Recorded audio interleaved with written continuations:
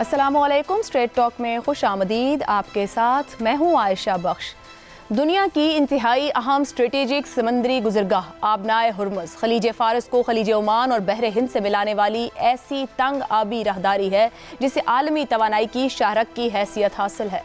खलीज में पैदा होने वाला तेल और गैस बड़ी मिकदार में इसी रास्ते से आलमी मंडियों तक पहुंचता है। इस आबनाए हुर्मुज़ की लंबाई करीबन 160 से 180 किलोमीटर के दरमियान, जबकि इसकी चौड़ाई करीबन 33 से 95 किलोमीटर तक है।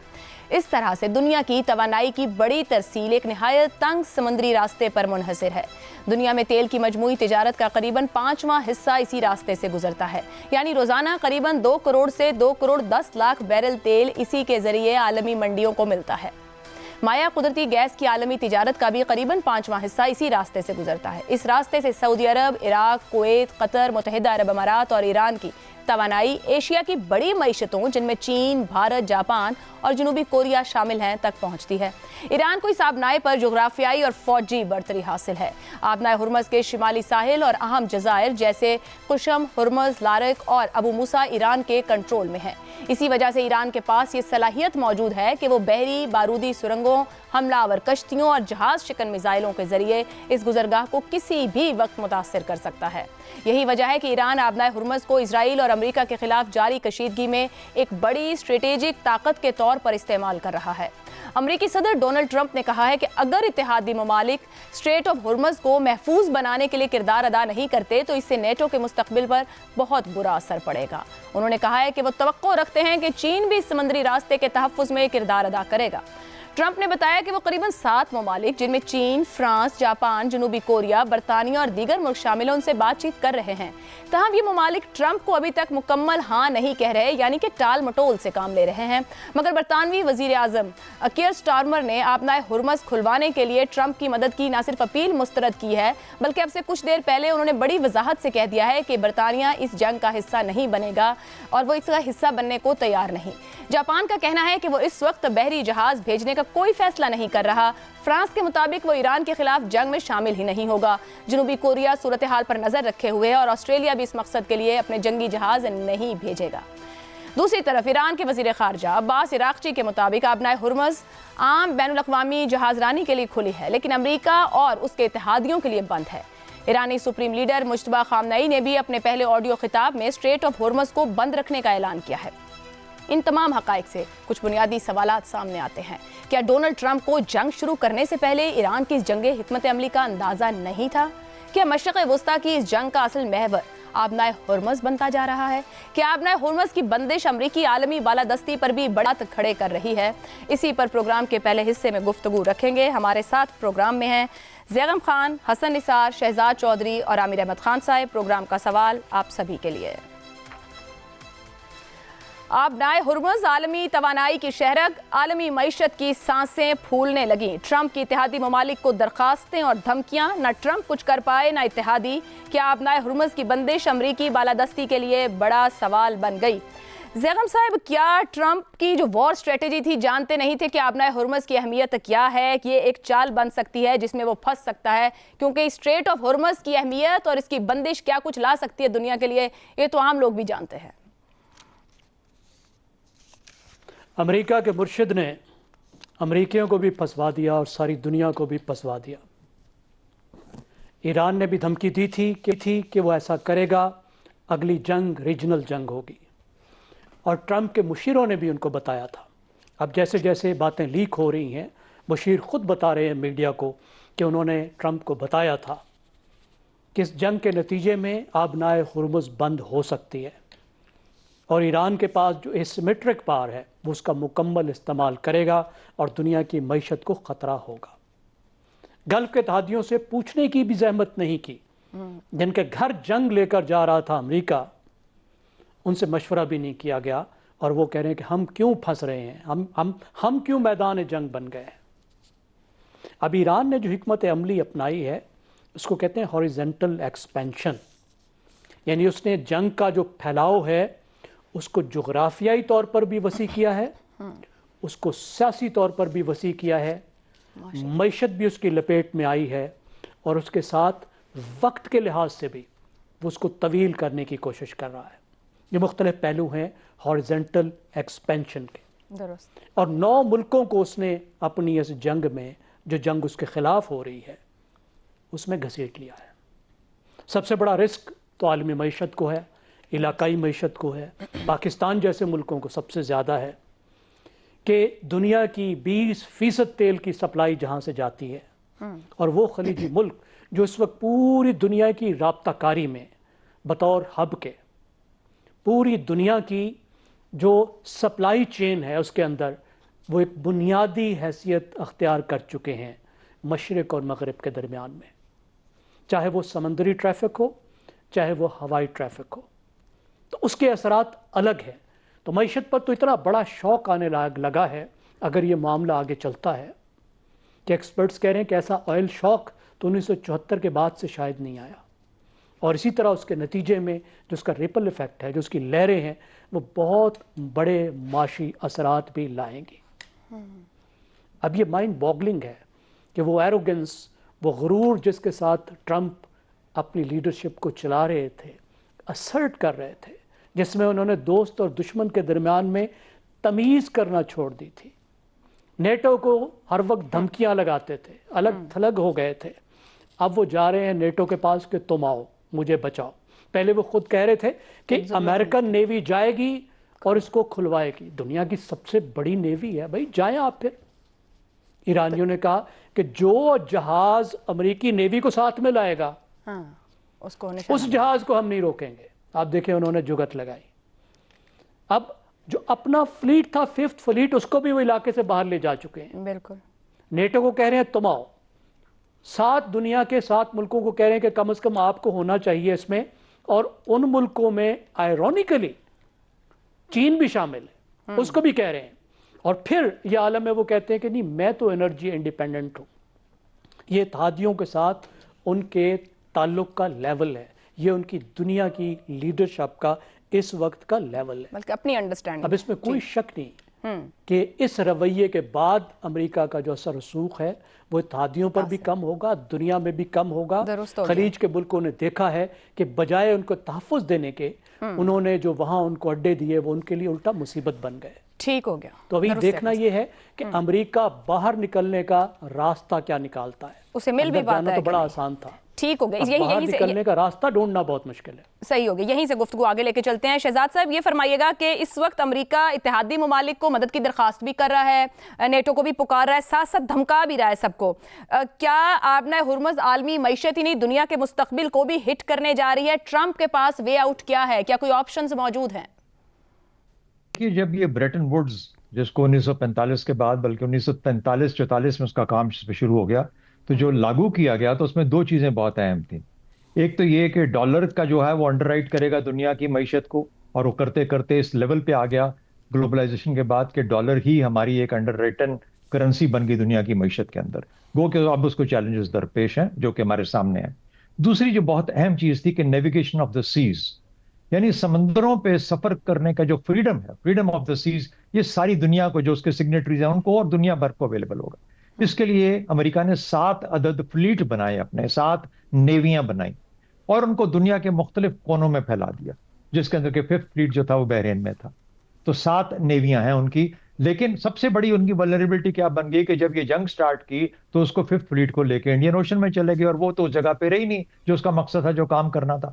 اب وہ کہہ رہے ہیں کہ اب اس سے کام کروانا ہے، اگر یہ راستہ کلیئر کروانا ہے جو کہ ہم نے ایک وعدہ کیا تھا، ہم انڈر رائٹ کرتے ہیں، ہم اس کے گارنٹرز ہیں، تو آپ یوں کریں کہ برائے مہربانی لوگ ہمارے ساتھ شامل ہو جائیں. کیا وجہ ہے کہ وہ یہ کہہ رہے ہیں؟ بہرحال یہ تو ایک چیز ہوگی. دوسری بات، جو ان ملکوں کو یہ کہہ رہے ہیں، ان ملکوں کو شاید اتنی ضرورت نہیں ہے اس وقت فی الحال اتنی پریشانی کرنے کی.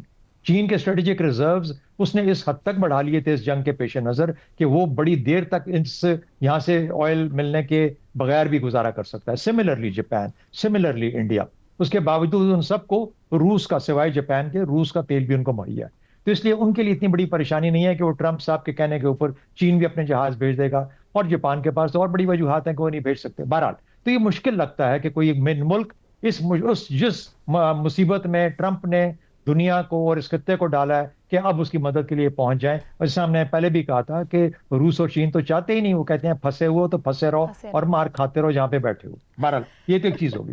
دوسری بات جب آپ عالمی معیشت کو انڈر رائٹ کرتے ہیں اور کہتے ہیں کہ عالمی معیشت گلوبلائز ہونے کے بعد اس طرح یکسر اور یکجان ہو جائے گی کہ اس سے پھر میری ساکھ، میرا اثر و رسوخ اور میری جو ڈیموکریٹک ٹریڈیشنز ہیں وہ بھی اس کا آہستہ آہستہ حصہ بنتی جائیں گی. یہی بنیاد تھی نا سارے نظام کی کہ سب دنیا امریکہ کے اثر و رسوخ میں آ جائے گی، جو کہ کسی حد تک آئی، بڑی حد تک، سوائے ایک دو ملکوں کے یا جو بڑے ملک بیچ میں رک گئے تھے. لیکن اب جو ہے اس کو سب سے پہلا جو پتھر یا سب سے بڑا پتھر مارا وہ اس جنگ نے مارا جب اس نے پرواہ تک نہ کی کہ میں اپنے ہی بنائے ہوئے نظام کو کیسے تہس نہس کرنے جا رہا ہوں، تہوبالا کر رہا ہوں. اچھا اب یہ تو کر بیٹھا، اب اس کو جس طرح آف ریمپ کی بات بار بار کی جاتی ہے کہ آف ریمپ چاہیے، آف ریمپ کیسے ملے گا، وہ نکلنا چاہتا ہے، وہ پھنس گیا ہے، وہ مر گیا. دیکھیے بات یہ ہے کہ دنیا کی معیشت تباہ ہوگی، اس کے بعد جا کے امریکہ کی معیشت تباہ ہوگی. پرابلم یہ ہے کہ انڈیا، پاکستان، ملیشیا، انڈونیشیا، فلپینز، یہ سارے ملک جو ڈیپینڈنٹ اکانومیز ہیں اور جن کے تیل بند ہو جائیں گے، ان کا کیا بنے گا؟ ان کے اوپر معاشی، سیاسی، معاشرتی، یہ سماجی قسم کے کیا اثرات آئیں گے؟ یہاں پہ کیا ایک طوفان مچے گا جس کے بعد پھر آہستہ آہستہ وہ سپلائی لائن افیکٹ ہوگی، پھر امریکہ کے پاس جائے گا، وہ کہے گا پمپ کے اوپر تیل قیمت بڑھ گئی، ہم کیوں نہیں یہ کچھ کرتے؟ تو ساری دنیا تباہ، معیشت تباہ ہونے کے بعد وہاں تک بات جائے گی. اب وہ کیا کہہ رہا ہے؟ اس کو پتا ہے وہ پھنس میں گیا، غلط سٹیپ لیا، غلط کام کیا. وہ کہہ رہے ہیں آ جاؤ، آہستہ آہستہ میں تمہیں پام آف کرتا ہوں، اپنی ذمہ داری تمہارے ذمہ میں ڈالتا ہوں. میں تو پہلے ہی کہہ رہا تھا کہ میرا کام نہیں ہے لڑنا، اور مجھے پھنسا بھی دیا آپ لوگوں نے، آ کے بیٹھ گیا یہاں پہ میں تمہارے لیے جنگ کرنے کے لیے. اب تو یہ وہ گھڑ رہا ہے. تو اس لیے اب گلف سے ہٹ کے اب معاملہ اتنا پھیل چکا ہے اور چاہ رہا ہے کہ یہ دو چار ملک آ جائیں، کسی طریقے سے دو چار جہاز آ جائیں، میں ایک دو جہاز ساتھ شامل کر کے کچھ مرینز بٹھا دوں گا خارگا آئیلینڈ کے اوپر، اور کہوں گا دیکھو میری فورسز بھی ہیں، تم جہازوں کے ساتھ ان کو لے کے چلو.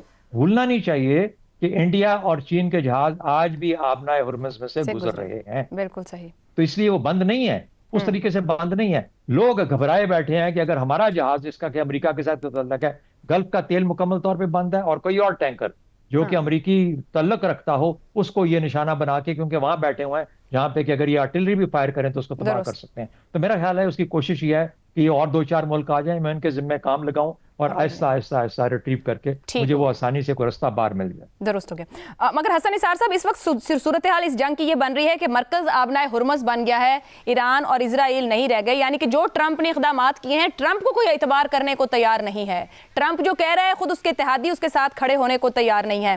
نکل پائے گا اس صورتحال سے باہر؟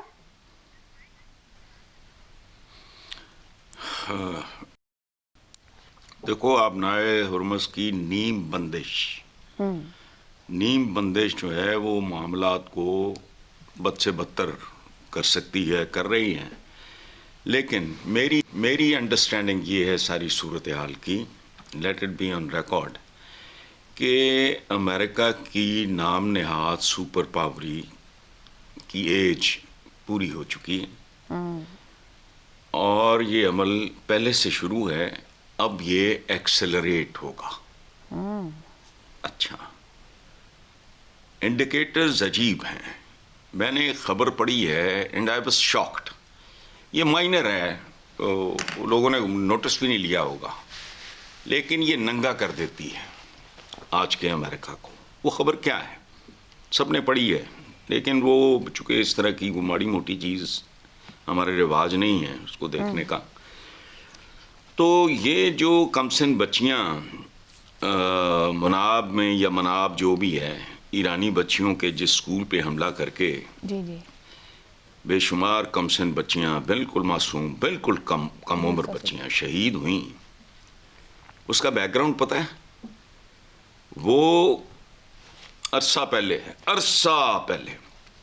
پاسداران کا انٹیلیجنس ہیڈ کوارٹر تھا، اور اسی آؤٹ ڈیٹڈ ریکارڈ کی بنیاد پہ ان نالائق احمقوں اور قاتلوں نے بچیوں کا قتل عام کیا. they were not the target. اچھا، یہ بہت بڑا ثبوت ہے. وہ پاکستان تو نہیں ہے نا، ایک سپر پاور ہے نا. اندازہ لگاؤ، ایک آؤٹ ڈیٹڈ ریکارڈ کے مطابق انہوں نے عمل کیا، اور اس سے بڑا ثبوت میرے نزدیک، میں چھوٹی چھوٹی چیزوں سے بڑے بڑے نتائج اخذ کرنے کا عادی ہوں، میری تربیت اس طرح کی ہوئی ہے. یہ کھوکھلا ہونے کا اعلان ہے، اور میرا خیال ہے کہ یہ round is going to be the last nail in the coffin of this superpower, اور یہی انسانی تاریخ ہے. درست ہو گیا، بس. درست ہو گیا. عامر صاحب، امریکہ جس کو کہہ رہا ہے، چین، جاپان، فرانس، جنوبی کوریا، برطانیہ نے تو صاف ہی کہہ دیا وہ اس جنگ کا حصہ نہیں بننا چاہ رہا، کوئی بھی ساتھ کھڑا نہیں ہو رہا ہے.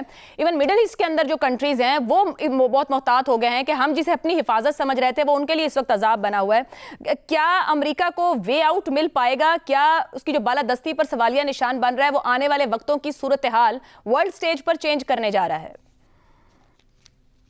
وے آؤٹ کا تو عائشہ بڑا سیدھی سی ان کے پاس جو وے آؤٹ ہے وہ یہ ہے کہ پریزیڈنٹ ٹرمپ جب چاہیں وہ اس جنگ کا خاتمہ کر سکتے ہیں. وہ جب چاہیں وہ یہ کہہ کر سے بات کر سکتے ہیں کہ ہمارے تمام مقاصد تقریباً جو ہے وہ پورے ہو چکے ہیں اور رجیم چینج کو جو وقت لگنا ہے وہ لگے، اس لیے ہم اس کو جنگ بندی کرتے ہیں. سو جب یہ دوسری طاقتوں کو وہ کر رہے ہیں، میرا خیال ہے کہ یہ اس میں ان کی یہ والی ڈیسپریشن نہیں ہے کہ کسی طرح سے ان کو کوئی رستہ باہر کا نظر آئے. کیونکہ دیکھیں جب ہم اس طرح کی جنگ کو پر روزانہ کے ڈیولپمنٹس کے اوپر ہم تبصرے کرتے ہیں تو سم ٹائمز یہ ہوتا کیا ہے کہ we tend to lose the context of this. اب اس کا کانٹیکسٹ سمجھنے کے لیے چلیں بات کو تھوڑا سا اور بڑھاتے ہیں. فرض کریں کہ ٹرمپ یہ پیچھے ہٹ جاتے ہیں، یہ جنگ بندی کا اعلان کر جاتے ہیں، ایران کی رجیم بھی قائم رہتی ہے، وہ 450 کلو یورینیم بھی ایران کے اندر ہی موجود رہتا ہے، ان کے سارے جو پراکسیز ہیں وہ بھی اپنی جگہ پر فعال رہتے ہیں. رہی بات ان کی میزائل اور ڈرون مینوفیکچرنگ کیپیبلٹیز کی، تو وہ ٹیکنالوجی انہوں نے کوئی بازار سے تو خریدی نہیں تھی، خود بنائی تھی، وہ دوبارہ بھی بنائی. اب وادی النظر کے اندر تو یہ ایران کی فتح ہوگی نا، لیکن اس فتح کی قیمت کیا ہے؟ تمام ان کا ملٹری انفراسٹرکچر جو ہے وہ تباہ ہو جائے گا، ان کا آدھے سے زیادہ سویلین انفراسٹرکچر تباہ ہو گیا. وہ تو ہزاروں سال پرانی تہذیب تھی، اس کی 4-5 نسلیں جو ایک مذہبی عملیت کی نظر ہوگی، اب اگلی 4-5 نسلیں جو ہیں وہ اس صورتحال کی نظر ہو جائیں گی کہ بغیر کسی ڈیفنس کے وہ اس خوف میں رہیں گی کہ جب چاہے اسرائیل ان کے اوپر حملہ کر سکتا ہے. تو یہ کس طرح کی فتح ہوگی؟ یہ اس کو فتح کہنا کیا واقعی جائز ہوگا؟ سو یہ جو اس طرح کی عامر احمد خان صاحب، کیا ایران تو اپنے سروائیول پر کام کر رہا ہے، امریکی سپر پاور کی بالادستی کو کیا کاسٹ کرے گی یہ جنگ؟ دیکھیں یہ سپر پاور کی جو بالادستی ہے نا، یہ مس ریڈنگ یہ نہیں ہے کہ انہوں نے ایران میں کیا سمجھا اور کیا نہیں سمجھا. اس کی بہت بڑی مس ریڈنگ یہ ہے کہ یہ super powers of the future ان کا انحصار ملٹری ٹیکنالوجی پر ہو ہی نہیں سکتا. Super powers of the future جو ہیں ان کا انحصار جو ہے وہ کمپیوٹ کے اوپر ہوگا. وہ آپ ٹیکنالوجی، انفارمیشن ٹیکنالوجی کے اندر جو ڈیولپمنٹس ہوں گی، آرٹیفیشیل انٹیلیجنس کے اندر جو ڈیولپمنٹس ہوں گی، وہ اس کے اوپر ہوگا. آپ دیکھیں ابھی بھی کیا ہو رہا ہے. 4 ٹیک جائنٹس جو ہیں امریکہ کے، وہ اگلے 4 سالوں میں $600 بلین ریز کر رہے ہیں آرٹیفیشیل انٹیلیجنس کے اندر انویسٹ کرنے کے لیے. یہ ساری جنگ جو ہو رہی ہے دنیا میں، جتنا بھی غدر مچا ہوا ہے سارا، ان ارادوں کے اوپر خراش بھی نہیں آئی، بلکہ اب کچھ مبصرین تو یہ کہہ رہے ہیں کہ شاید $600 بلین سے بڑھ کے $1 ٹریلین تک اگلے 4 سال کے اندر امریکن ٹیک جائنٹس جو ہیں وہ اس کے اندر انویسٹ کریں گے. سو یہ آنے والے وقتوں کے اندر یہ بات میں بالکل حسن نثار صاحب کے ساتھ ایگری کرتا ہوں کہ یہ جو ٹریڈیشنل کانسیپٹ ہے ہمارے سپر پاور کا وہ ڈسمینٹل ہو رہا ہے، but that does not mean کہ امریکہ ڈسمینٹل.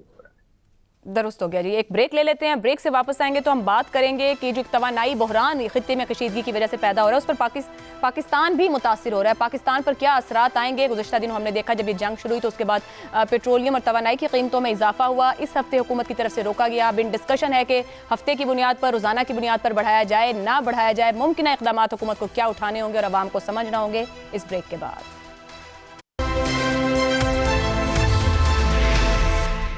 پروگرام میں ایک بار پھر خوش آمدید. مشرق وسطیٰ میں بڑھتی ہوئی جنگی کشیدگی نے عالمی توانائی کی منڈی کو شدید غیر یقینی صورتحال سے دوچار کر دیا ہے. پاکستان بھی ان ممالک میں شامل ہے جو توانائی کی ضروریات کے لیے مکمل طور پر درآمدی تیل پر انحصار کرتا ہے. یہی وجہ ہے کہ حالیہ حالات کے نتیجے میں ملک میں پیٹرول کی قیمت میں قریباً 55 روپے فی لیٹر اضافہ دیکھنے میں آیا. اور اگر مشرق وسطیٰ کی صورتحال مزید خراب ہوتی ہے تو قیمتیں مزید بڑھنے کا امکان بھی موجود ہے.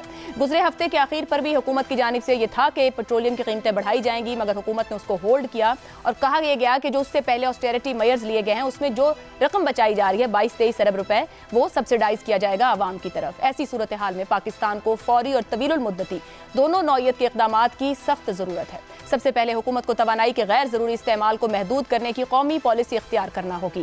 سرکاری اداروں میں ایندھن کے استعمال میں کمی، مشترکہ سفر یعنی کار پولنگ کو فروغ دینا اور غیر ضروری سرکاری دوروں کو محدود کرنا جیسے اقدامات فوری ریلیف فراہم کر سکتے ہیں۔ اسی طرح عوامی سطح پر بھی ایندھن کی بچت کی مہم شروع کرنا ضروری ہے تاکہ عام شہری بھی توانائی کے مؤثر استعمال کو اپنی عادت بنائیں۔ طویل المدتی حل کے طور پر پاکستان کو متبادل توانائی کے ذرائع پر تیزی سے توجہ دینے کی ضرورت ہے۔ شمسی توانائی، ہوا سے بجلی کی پیداوار اور پن بجلی کے منصوبوں کو توانائی کے بحران سے نکلنے کے لیے بہتر ذرائع کے طور پر استعمال کیا جا سکتا ہے۔ اس کے ساتھ ساتھ مقامی تیل اور گیس کی تلاش کے منصوبوں کو بھی تیز کرنا ضروری ہے تاکہ درآمدی تیل پر انحصار کو کم کیا جا سکے۔ اگر پاکستان دانشمندانہ پالیسیز، توانائی کی بچت اور متبادل ذرائع کے فروغ پر سنجیدگی سے کام کرے تو نہ صرف موجودہ بحران کے اثرات کو کم کیا جا سکے بلکہ مستقبل میں توانائی کے زیادہ مستحکم اور خود کفیل نظام کی بنیاد بھی رکھی جا سکتی ہے۔ اسی پر پینل کے سامنے سوال رکھیں گے۔ مشرق وسطی میں بڑھتی کشیدگی، پاکستان کے لیے ممکنہ توانائی بحران، خطے کے ممالک سے کم فیکس آمدنی والا ملک، حکومت کو کیا اقدامات لینے چاہیے؟ شہزاد چودھری صاحب، کرائسس اور بحران اپرچونٹی بھی بن جاتے ہیں۔ اس وقت جو صورتحال ہے، پاکستان سب سے کم آمدنی والا ملک ہے خطے میں، کس طرح کے اقدامات حکومتوں کو لینے ضروری ہیں، ان کو انفورس کرانا ضروری ہے اور لوگوں کا بھی سمجھنا ضروری ہے؟ اچھا عائشہ، آپ کے جو سوالات ہوتے ہیں نا، وہ کئی دفعہ ہمیں صرف جو بھی مسئلہ ہو اس کا صرف ایک فوکسڈ اینگل کے اوپر ہمیں مجبور کرتے ہیں کہ اس کو بحث میں لایا جائے۔ اس کے بہت سارے اور پہلو ہوتے ہیں جو ہم بات نہیں کر پاتے، لیکن پچھلے سوال سے جڑا ہوا ایک ایسا عنصر ہے جو کہ عامر صاحب نے جس کا ذکر کیا، عامر خان صاحب نے، اس کو ابھی اگر لے کے آئے تو شاید ہمیں سمجھنے میں آسانی ہو جائے اس سوال کے جواب کے اندر بھی۔ اچھا، پہلی بات تو یہ ہے کہ ایران جنگ کو پھیلانا چاہتا ہے، بڑھانا چاہتا ہے۔ دیکھیے، تو آپ امریکہ بھی جنگ کو بڑھانا چاہتا ہے اور پھیلانا چاہتا ہے کیونکہ اسی کے اندر اس کی بچت ہے۔ وہ کہتا ہے کہ یہ جنگ اور لا کے لوگ لے جائیں گے، جاپان آ جائے گا، چین آ جائے گا، فلانا آ جائے گا، گلف تک تو جنگ چلی گئی، باقی بھی لوگ آ جائیں گے، جس کو چاہیے آ کے جنگ لڑو۔ اور اپنا کیا کر رہا ہے؟ وہ بھی وہی کام کر رہا ہے جو ایران کر رہا ہے کہ جنگ کو پھیلاؤ۔ اچھا، یہ دونوں کام اگر جنگ پھیلا کے، اور اس کا بھی مقصد یہی ہے، اور وہ نکل جائے گا اور ہم جنگ کرتے رہیں گے پیچھے سے بیٹھ کے، تو پھر یہ جو تیل ہے یہ تو بالکل ختم ہو جائے گا، یعنی دشمن تو نکل گیا اپنا کام کر کے۔ دوسری بات، اگر بہت مشکل پڑتی ہے اور بالکل ہی معیشت ایسی جگہ پہ آ جاتی ہے جہاں پر کہ ہم بات کر رہے ہیں، جس قسم کی ہم سوچ سکت پلان ہمارے دماغ میں اندازہ ہوتا ہے، تو ایک آپشن جو کہ ہمیں نہیں بھولنا چاہیے، جو ایران کو بھی نہیں بھولنا چاہیے، وہ ایسا ہے جو کہ لو ییلڈ ویپنز کا ہے۔ میں نام نہیں لوں گا، لو ییلڈ ویپنز کا۔ اس کے اوپر کانسٹنٹلی بات ہوتی ہے کہ ہم نے تو اس کو جو زیر زمین تھا تمہارا پھنسا ہوا، اس کو نکالنے کے لیے فائنلی یہ حربہ استعمال کیا، اس کا پھیلاؤ بھی زیادہ وغیرہ وغیرہ۔ اچھا، تو اگر اس طرح کی بات ہے، اگر وہ اپنے چلیں، وہ تو اپنی قربانی دینے کو تیار ہے، ایران والے وہ بالکل اب تیار ہے، اور وہ جنگ کو پھیلا کے سب کی قربانی دینے کو تیار۔ ہم نے بچنے کے لیے یہ کرنا ہے کہ ہم نے جا کے ایران سے بات کرنی ہے کہ بھائی، جس کا جو دشمن تھا، جو بے وقوف تھا، جو غلط کیا تھا، وہ تو چلا گیا چھوڑ کے، یا کم سے کم چلا گیا، اب ہمارے سر پہ چھوڑ گیا، تو آئیے مل کے ہم کوئی رستہ اختیار کریں کہ دنیا بھی بچی رہے، آپ بھی بچے رہیں، معاملات بھی چلتے رہیں۔ تو سب سے بڑی بات ہوگی ڈپلومیسی کی اور ایران کو کنونس کرنے کی کہ اگر اس کو آف ریمپ نہیں ملتا تو تم تو کم از کم اس میں سے نکلو تاکہ دنیا کو بچایا جا سکے۔ ٹھیک ہو، مجھے یوں لگتا ہے کہ جیسے اس کے اوپر شور، باقی تو چیزیں سب سے یہ ہے کہ اس پہ انحصار کم کیا جائے، راشننگ ہونی چاہیے، یہ وغیرہ وغیرہ، وہ ہمارے ساتھی ان پہ بات کریں گے، لیکن میرا خیال یوں ہے کہ اسٹریٹجیکلی ہمیں اس کو، ایران کو کوارڈینیشن کر کے ڈپلومیٹکلی اس معاملے پہ بات کریں۔ درست ہو گیا۔ پاکستان اس کے اوپر بہت سی ایفرٹس بھی کر رہا ہے۔ زیغم صاحب، اگر عالمی توانائی بحران مزید گہرا ہوتا ہے تو پاکستان کی معیشت اس دباؤ کو برداشت کر سکے گی؟ کیا اقدامات لینے ضروری ہیں؟ پاکستان اس بحران کو، اس دباؤ کو برداشت کرنے کی بالکل پوزیشن میں نہیں ہے۔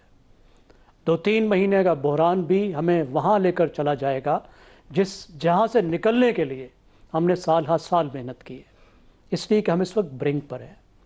اس وقت جو پاکستان کی معیشت سنبھلی، اور ہم کہتے رہتے ہیں کہ معیشت سنبھل گئی، بحران ختم ہوگا، اس کی ایک بڑی وجہ یہ بھی ہے کہ دنیا میں تیل کی قیمتیں بہت کم ہو گئی تھی، $60 تک چلی گئی تھی، اور اب وہ 100 سے اوپر 107، 108، 110، 120 کو بھی ٹچ کر رہی ہے۔ ایک بہت بڑا دباؤ ہے پاکستان میں ڈالر کے ریزروز پر، پاکستان کے جو کرنٹ اکاؤنٹ ڈیفیسٹ ہے اس پر، جس کو پاکستان کی معیشت نہیں اٹھا سکتی، کیونکہ اگر صرف $5 فی بیرل تیل کی قیمت بڑھتی ہے تو سال کے حساب میں وہ $1 بلین بنتا ہے، تو $40 فی بیرل قیمت بڑھ چکی ہے۔ اس حساب سے سال پر جا کر یہ $8 بلین بنتا ہے۔ یہ ہم اٹھا ہی نہیں سکتے بوجھ اگر یہ لمبا معاملہ چلتا ہے۔ تو کیا ہوگا سر؟ پھر اس کے ساتھ ساتھ یہ جو پورے راستے بند ہوئے، پاکستان کی 60% ایکسپورٹس 30% इम्पोर्ट्स उन रास्तों से आती हैं, वो गल्फ़ की पोर्ट्स के साथ कनेक्टेड हैं। तो एक बहुत बड़ा बुरान है और हमारे पास रिजर्व्स नहीं है। देखिए सबसे बड़ा मसला ये होता है कि अगर रिजर्व्स आपके पास हों, अगर आप अच्छे रिजर्व्स लेकर बैठे हों, तो फिर जब बुरा वक्त आता है तो आप उसको वेदर कर सकते हैं। हमारे पास वो कुशन भी नहीं है। और सबसे बड़ी बात ये ज़हन में रखिए कि पिछले 50 साल में जब भी बीमार हुए हैं, इन अरबी हकीमों के पास गए हैं। आज अरबी हकीम तो सर आप बीमारी में क्या करेंगे फिर? दुकानें बंद हैं। देखिए मेरा ख्याल है इस वक्त एक एमरजेंसी के तौर पर आपको बहुत से स्टेप्स लेने की ज़रूरत है। बांग्लादेश को देखिए, उसने तेल की राशनिंग कर दी है। जो आपका तेल का कंजम्पशन है इसको कम करना होगा, इंपोर्ट्स को भी फिर से रिस्ट्रिक्ट करना होगा, और पूरी तरह से आपको एक ऐसा प्लान लेकर आना होगा जो वर्स्ट केस सिनेरियो है उसके अगेंस्ट आपको प्लान करना होगा, क्योंकि किसी को पता नहीं है कि ये जंग कब तक चलेगी, और ख़तरा इस बात का मौजूद है कि ये तवील हो जाए। ठीक हो गया जी, एक ब्रेक लेते हैं। ब्रेक के बाद हसन निसार और आमिर भाई आपके सामने रखेंगे। प्रोग्राम के आखिरी हिस्से में एक बार फिर खुशामदीद। हसन निसार साहब, पेट्रोल की कीमत 55 रुपए पहले बढ़ी, इस हफ्ते रोका गया है, सब्सिडाइज फिर गवर्नमेंट करने जा रही है, मगर हालात हैं कि कंट्रोल में नहीं है। तवानाई की कीमतें और बढ़ेंगी क्योंकि बाहर बढ़ रही हैं जहां से हमें खरीद के लाना है। तो क्या किया जाए, क्या ऑप्शंस हैं? पेट्रोल राशनिंग की जाए, कार पूलिंग की जाए, महदूद पेट्रोल दिया जाए? क्या लोग समझ पाएंगे इस ज़रूरत को? क्या हुकूमत समझा पाएगी कि बढ़ाना उसके लिए ज़रूरी है, या रुक जाए हुकूमत और ना बढ़ाए? ज़ाहिर है इस कौम के 78 साल ज़ाया हो गए, तो ये तो एक छोटा सा प्रोग्राम है। देखो बात सुनो, चोरों के पीछे मत भागो, चोरों की माँ को पहचानो। आपने सवाल का जवाब तो खुद दे दिया। पाकिस्तान सबसे कम आमदनी वाला मुल्क, बिल्कुल। ये कहने के बाद कोई सवाल बनता है? अच्छा, पाकिस्तान के हुक्मरान गैंग ने पहले कौन से इक़दाम लिए? कोई एक बताओ जो कामयाबी से लिया हो। एक इशारिये मिशारिये ये वो सब टोपी ड्रामे, एक बताओ। कितनी देर हो गई इनको चिमटे हुए? अच्छा, तो अब कौन से लेंगे भाई? ये तो क्राइसिस ही और तरह का है। अच्छा, ये मैंने पहले ही शायद आपके या मैंने अपने प्रोग्राम में कहा था कि बहुत खौफनाक आंधी है, तूड़ी की पंड खुल चुकी है। अब कोई शेख चिल्ली ही ये दावा कर सकता है कि यूं कर लो तो यूं होगा, वो कर लो तो वो होगा। नहीं, तूड़ी नहीं अब इकट्ठी होनी। मैं डे वन से कह रहा हूं, बात ही समझ नहीं आ रही। जब तक जौहरी बुनियादी खौफनाक तब्दीलियां नहीं आएंगी, मुल्क ट्रैक पे आ ही नहीं सकता। अच्छा, रह गया मशवरा, तो मैं इस मुहावरे को अच्छी तरह समझता हूं बीबी, कि भैंसों और सांडों के सामने बीन बजाना हिमाकत होती है। बस ठीक है। आमिर साहब, आलमी मंडी में तेल की कीमतों में इजाफा, पाकिस्तान की मईशत जो है वो भी शदीद दबाव में आ रही है। साथ साथ आपके ख्याल में तवानाई की कीमतों में इजाफा मजीद महंगाई लेकर आएगा? इस सिचुएशन को या बहरान की सूरत हाल को हुकूमत को कैसे हैंडल करने की ज़रूरत है?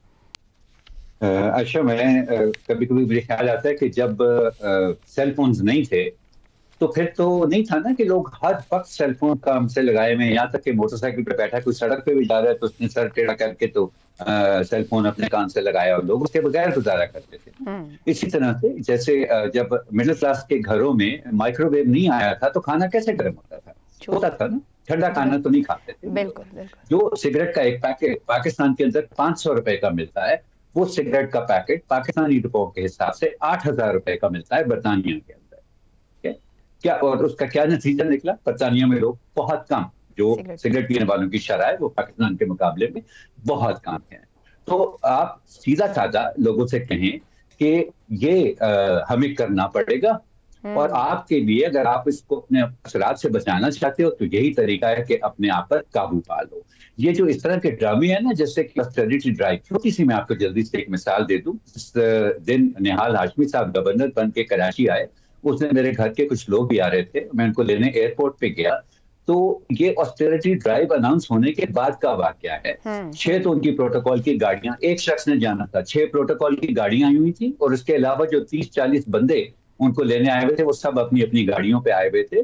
तो ये ऑस्टेरिटी ड्राइव तो नया ड्रामा होती है। आप किसी तरह से नामुमकिन बना दो लोगों को कि वो अपनी फजूल खर्ची ना करें, एसेंशियल काम कर सकें, कीमतों को ऐसे कैलिब्रेट करें कि वो वसूल खर्ची खुद ब खुद ही काम हो जाए। इसके अलावा क्या आपकी कौम के अंदर वो उस तरह का इत्तेहाद या हुकूमत के ऊपर उस तरह का एतमाद तो है नहीं कि हुकूमत कुछ कहेगी तो आप मान के उसके ऊपर चलना शुरू हो जाएंगे।